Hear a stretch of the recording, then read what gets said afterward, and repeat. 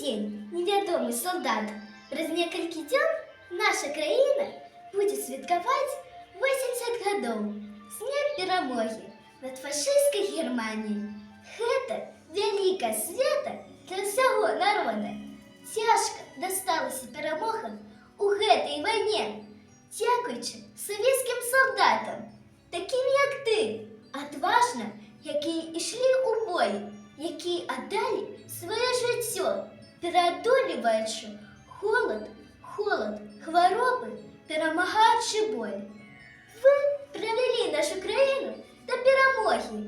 Я разумею, як цяжка жылі людзі у той час, як было страшна, выбухалі снарады, шмат гора, голад, страх і жах. Хлапчукі і дзяўчынкі майго ўзросту ішлі ў партызаны, дапамагалі салдатам. У іх не было дзяцінства, таму што наступіла вайна.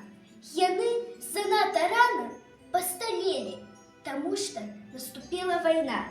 Дзякуючы вашаму подзвігу у нас чыстае неба і спакойнае, мірнае жыццё, без вайны.